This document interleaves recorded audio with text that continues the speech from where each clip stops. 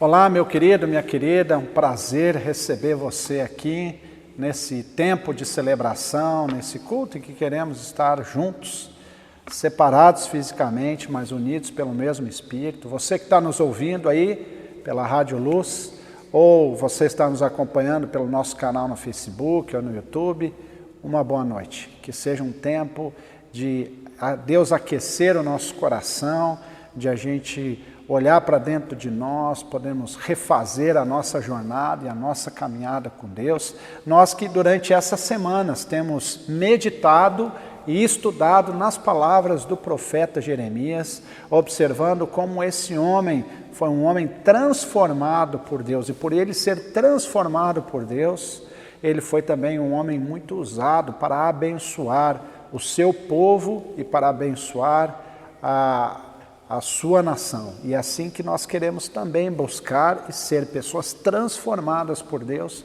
para abençoarmos o nosso povo e a nossa nação, e assim cumprirmos o propósito de Deus em nossas vidas. E a leitura bíblica que eu gostaria de receber e acolher você nesse culto se encontra em 2 Coríntios, capítulo 5, verso 17 até 19, que diz o seguinte: portanto, se alguém está em Cristo, é uma nova criação.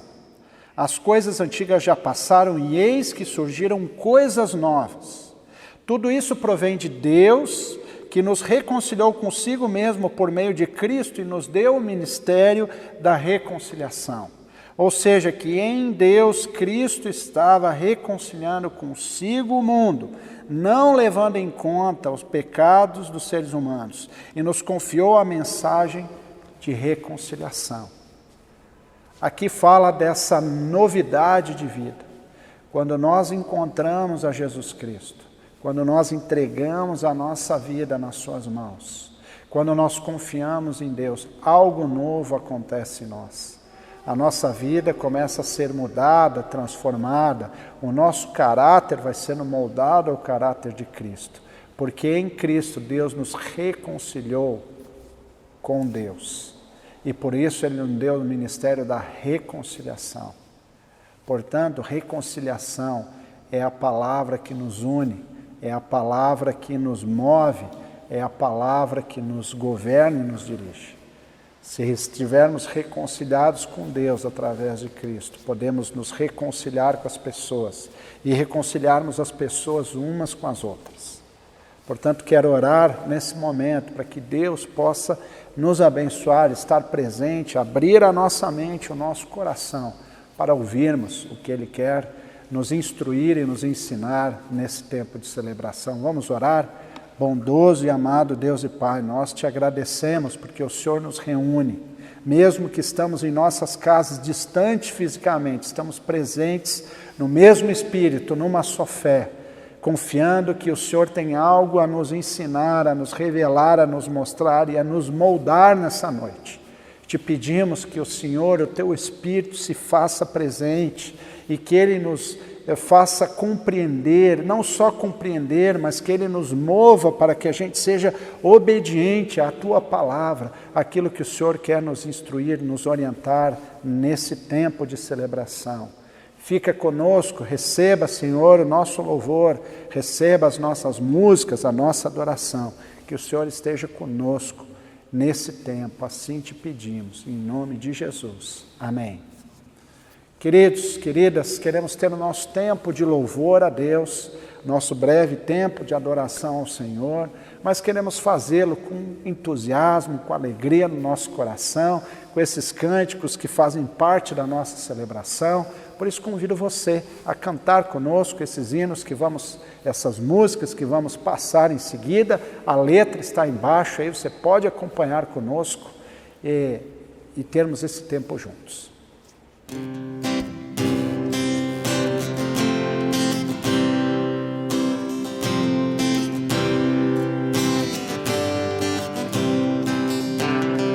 Confesso a ti, Senhor, que fraco eu sou, tão fraco eu sou, mas forte tu és.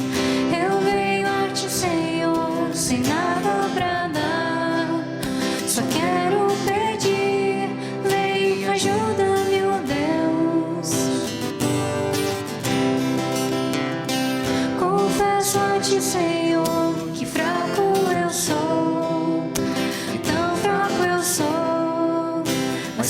forte tu és.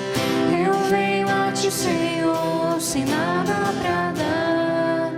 Só quero pedir, vem e ajuda-me, ó Deus. Um coração quebrantado e humilde não rejeita, Senhor. Estenda a mim tua graça e deixe teu amor fluir. Por misericórdia nós clamamos. Faz chover perdão e graça sobre mim, perdão e graça. E lava-me, Senhor, pois hoje eu preciso do teu amor. Faz chover perdão e graça sobre mim, perdão e graça. E lava-me, Senhor, pois hoje eu preciso do teu amor.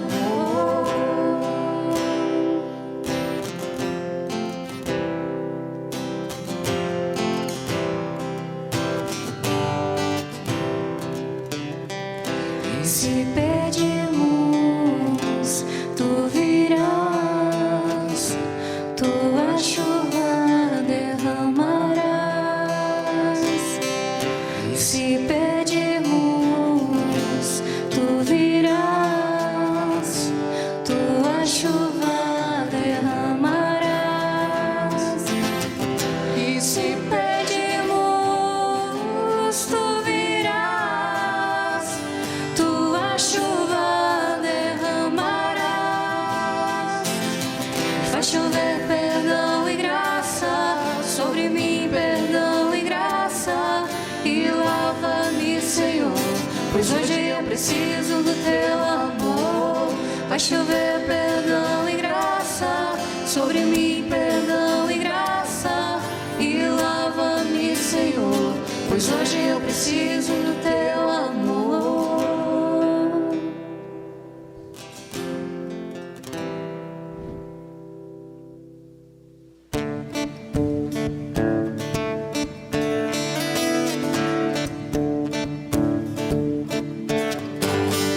És meu pastor e nada faltará. As águas calmas me levarás, trazendo paz ao meu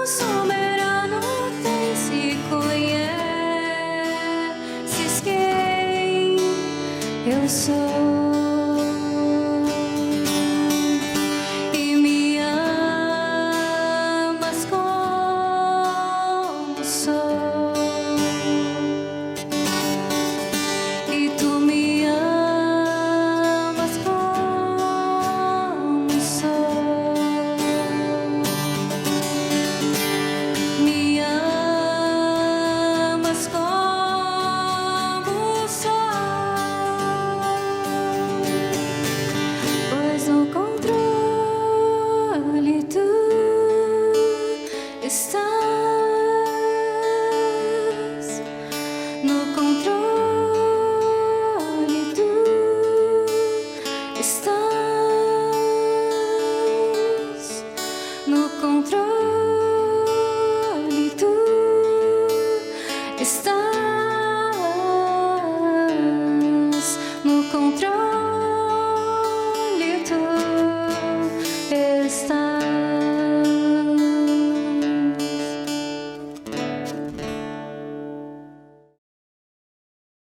Mudamos aqui um pouco o nosso cenário para que a gente pudesse se aproximar aqui e nos depararmos com esses vasos, com esses utensílios de cerâmica. Hoje nós vamos entrar num dos textos mais conhecidos, certamente, do profeta Jeremias, que é a visita do profeta Jeremias até a casa do oleiro. E lá então Jeremias experimenta algo que vai transformar a sua maneira de pensar a respeito de si mesmo, a respeito do seu ministério, da ação de Deus com o seu povo. E essa passagem traz várias lições para a nossa própria vida. É interessante porque a fé cristã, ela não é uma fé que trata a respeito do sobrenatural. A fé cristã, ela nos empurra para a nossa realidade, ela nos empurra para a nossa cultura, para o nosso cotidiano. E é a nossa relação com o sobrenatural que ressignifica a nossa relação com o natural, com aquilo que está à nossa volta. E essa é a experiência que Jeremias tem ao visitar a casa do oleiro. Nós temos um pensamento muito diferente sobre o que é o oleiro hoje e o que era o oleiro na época de Jeremias. Na época de Jeremias, o oleiro era uma profissão altamente qualificada e altamente respeitada na sociedade. Todos sabiam onde ficava um oleiro, todos sabiam onde ficava esse profissional, por causa da importância que seus artefatos de cerâmica tinham para a sua época. Hoje em dia, a arte com a cerâmica, o oleiro, a confecção de utensílios de barro, eles têm sido deixados até de lado de uma certa forma, têm sido substituídos por outros elementos industriais, têm sido substituídos por outros produtos de plástico, de ferro, de concreto, enfim, até onde nós vamos nos encontrar esses artefatos aqui de cerâmica? Nós vamos para uma floricultura, uma casa onde vende artesanato, porque a confecção de vasos e de utensílios de cerâmica hoje está relacionado a enfeite, a algo para ornamentar, né? Mas não era assim, não foi sempre assim. Na época do profeta Jeremias, uma nova era começou a se formar com base na olaria, porque o momento antes da era da cerâmica, a era neolítica, era uma era onde as pessoas eram nômades, né?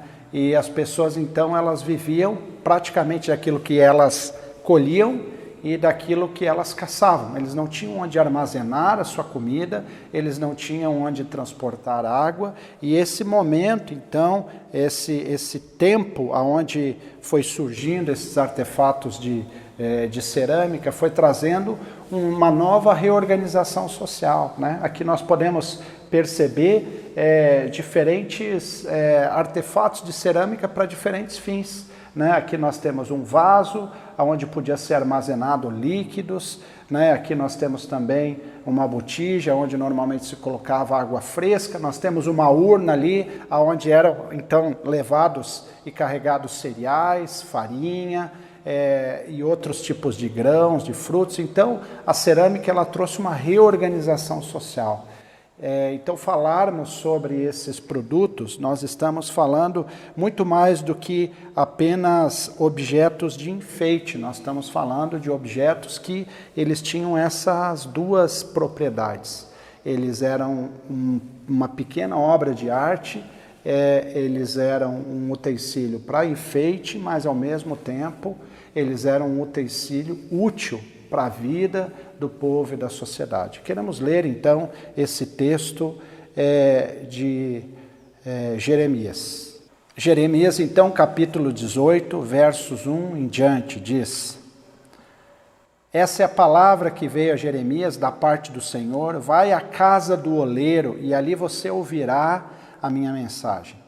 Então fui à casa do oleiro e o vi trabalhando com a roda, mas o vaso de barro que ele estava formando estragou-se em suas mãos. E ele o refez, moldando outro vaso de acordo com a sua vontade.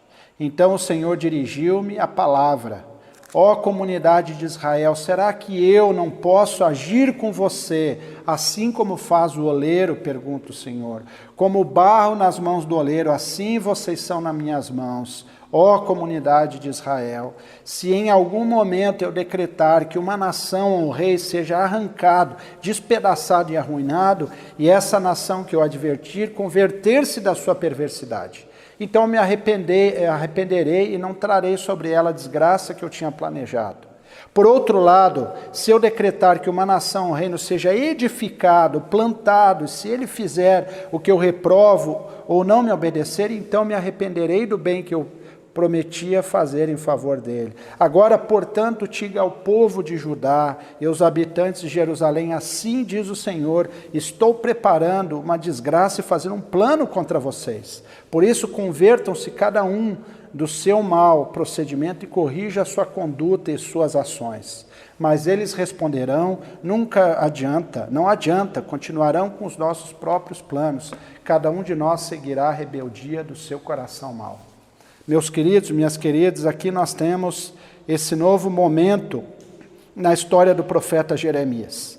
Ele vai até a casa do oleiro e ele se depara com esse profissional, esse artesão, moldando algum vaso de barro. E ele percebe que esse vaso, ao ser formado, algumas vezes, ele precisa ser remodelado. E Deus fala algo ao coração dele. E a primeira coisa, de novo, que nós precisamos entender é que hoje em dia, nós separamos na nossa cabeça, na nossa modernidade, aquilo que é útil daquilo que é bonito.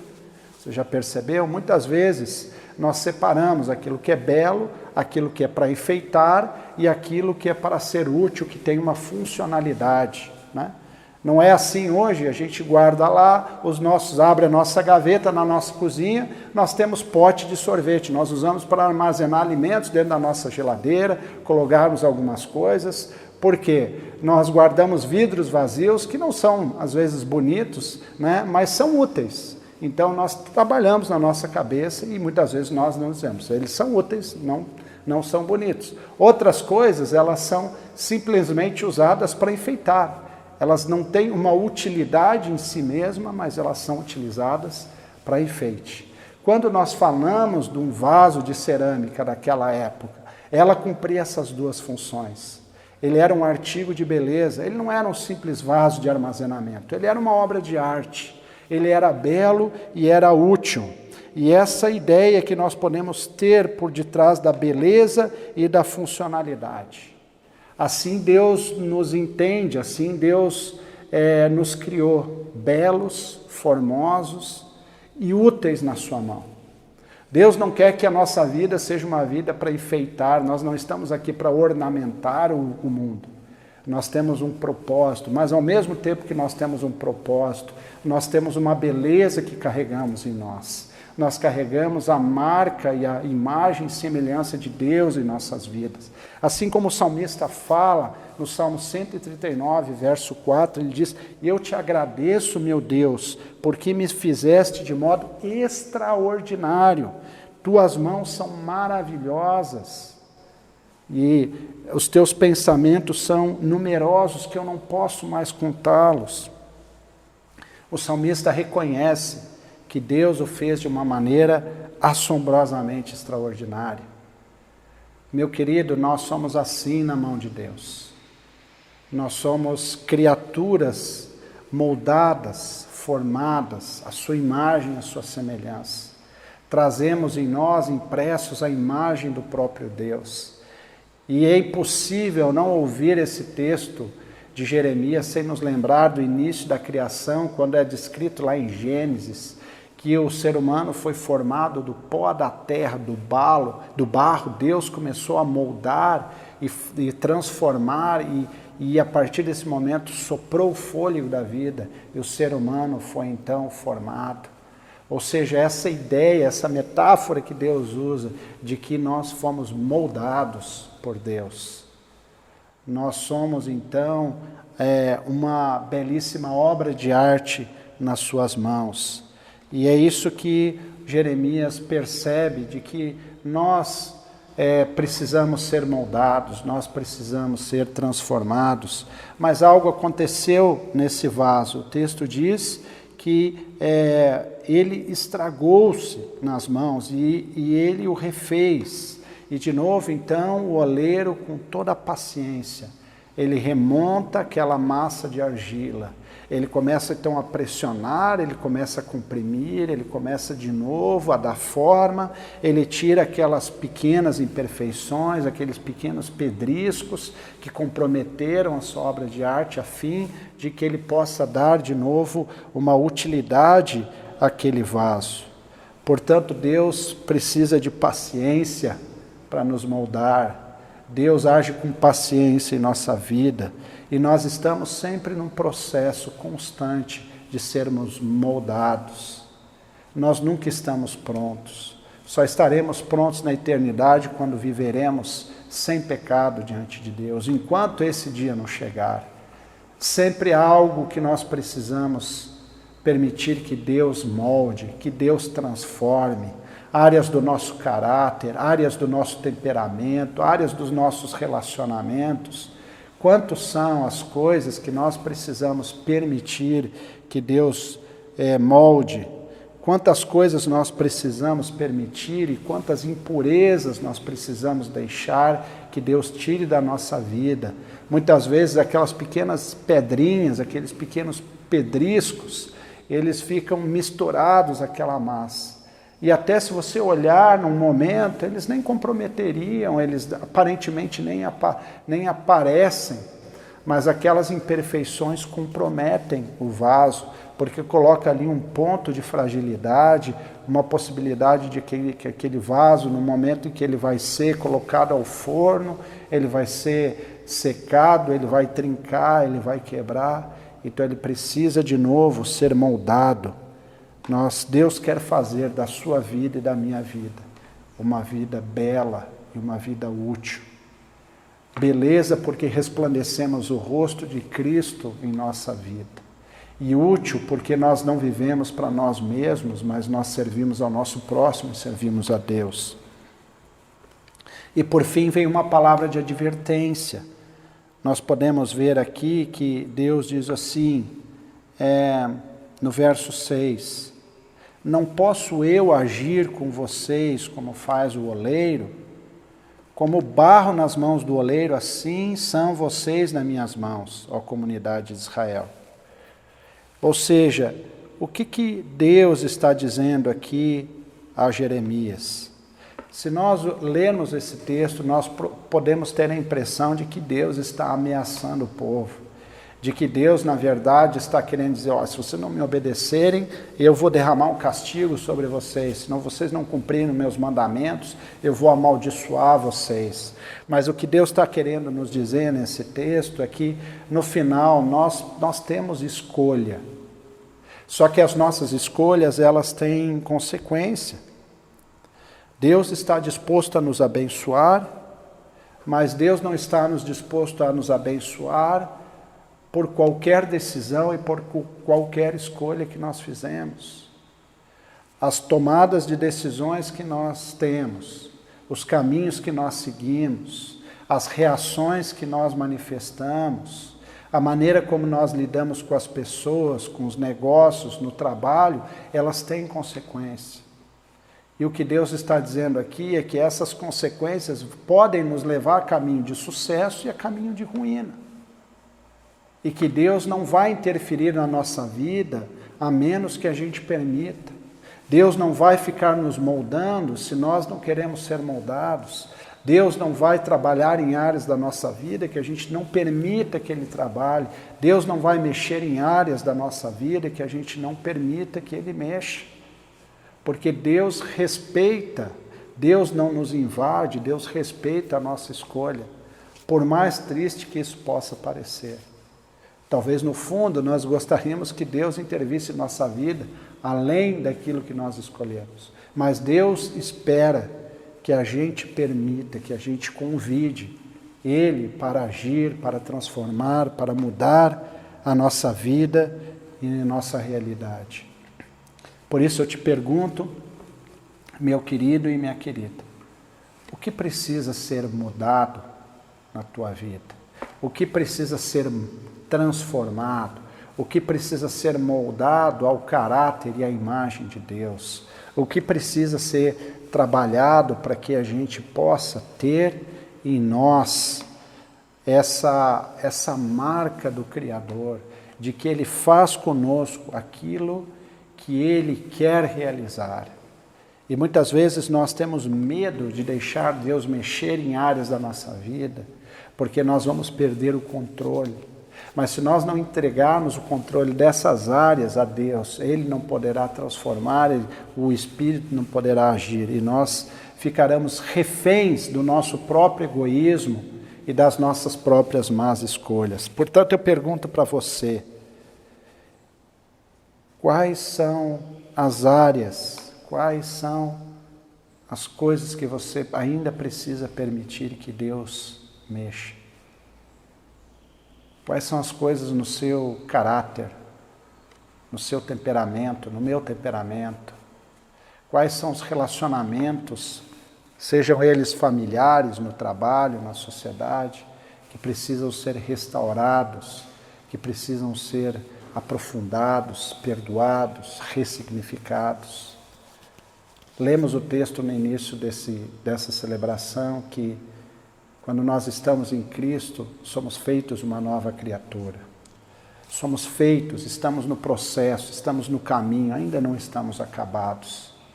Queria convidar você, para você ter um momento de oração e para você também poder colocar diante de Deus este seu desejo.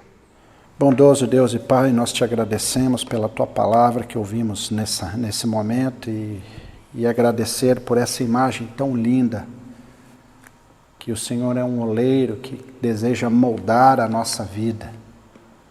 O Senhor quer moldar o nosso caráter, os nossos relacionamentos, as nossas emoções, o nosso temperamento. Mas o Senhor não faz na marra e o Senhor não faz à força. O Senhor deseja que nós possamos entregar cada uma dessas coisas em Tuas mãos. Então eu pergunto e peço, Senhor, que o Senhor olhe para a minha vida, aquilo que precisa ser mudado, aquilo que precisa ser tratado, aquilo que precisa estar mais parecido com Cristo. E eu te peço para aqueles queridos e queridas que estão conosco nessa noite, que o Senhor e que o Teu Espírito revele a cada um deles aquilo que precisa ser mudado, que o Teu Espírito venha revelar aquilo que precisa ser transformado, para que assim a gente possa, Senhor, ser mais parecido com Teu Filho Jesus. Assim oramos e te pedimos em Teu nome. Amém.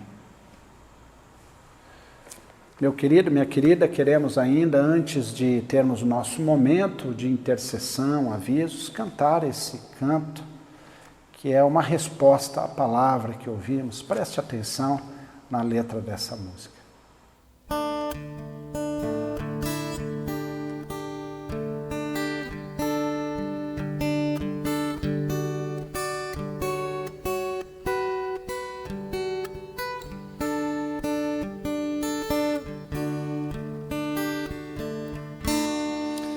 Eu quero ser,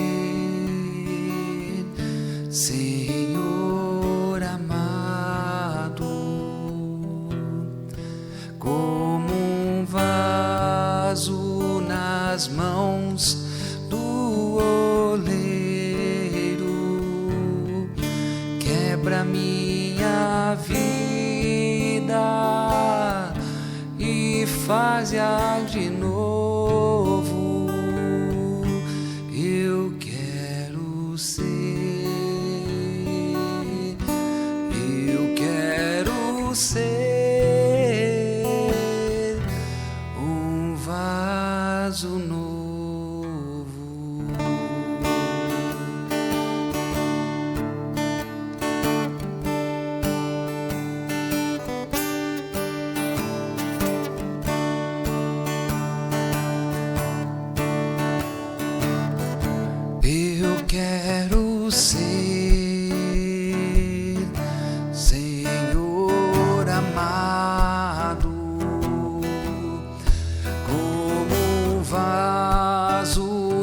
nas mãos do oleiro. Quebra minha vida e faz-a de novo. Eu quero ser, eu quero ser um vaso novo. Eu quero ser, Senhor amado, como um vaso nas mãos do oleiro. Quebra minha vida e faz-a de novo. Eu quero ser, eu quero ser um vaso novo.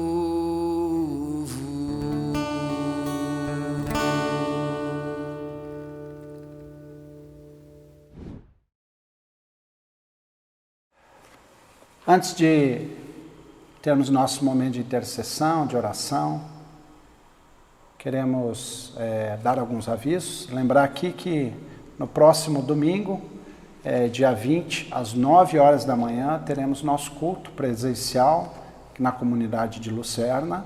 E no dia 27, às 14h30, na comunidade da Nova Vicenza. Aos poucos estamos retomando os nossos cultos, com toda a segurança, distanciamento, álcool em gel, e lembrar que para você participar desse culto, o uso de máscaras é obrigatório.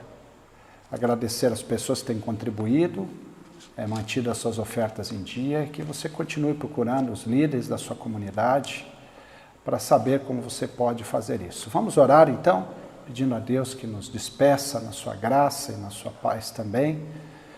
Lembrando que se você compartilhou dos seus motivos de oração, nós vamos colocar nos nossos grupos da comunidade para que a gente possa orar por você durante essa semana. Oramos então, querido e bondoso Deus e Pai, nós te agradecemos por essa noite, por esse culto, te agradecemos por esse tempo que tivemos aqui. Ó Pai, pedimos a Tua graça sobre a nossa vida e te pedimos que o Senhor revele aquilo, mais uma vez, que precisa ser mudado. Oramos, Senhor, por toda essa situação da pandemia, da vacina, dos médicos e da toda a equipe médica e clínica que estão à frente do combate, aos profissionais de saúde, aos governantes, Senhor, para que eles governem com justiça, com retidão, façam uso dos recursos apropriadamente. Oramos pela situação econômica do nosso país, pelas pessoas que estão enfrentando dificuldade financeira porque perderam seus empregos, perderam seus rendimentos. Colocamos as nossas famílias nas Tuas mãos, pedindo que o Senhor derrame da Tua graça, da Tua reconciliação e do Teu perdão e tudo mais, Senhor. Nós oramos na oração que o Senhor mesmo nos ensinou, que diz: Pai nosso que estás nos céus, santificado seja o Teu nome, venha o Teu reino e seja feita a Tua vontade, assim na terra como no céu. Dá-nos hoje o pão nosso de cada dia e perdoa-nos as nossas dívidas, assim como nós também perdoamos aos nossos devedores. E não nos deixes cair em tentação, mas livra-nos do mal, porque o Teu é o reino, o poder e a glória para sempre. Amém. Queridos e queridas, Deus te abençoe e te guarde essa semana, que você receba a sua bênção e leve a bênção do Senhor onde você trabalha, onde você tem ido e frequentado. Leve essa palavra de esperança e paz a todos. Encerramos assim a nossa celebração dessa noite com essa próxima canção. Deus abençoe a todos.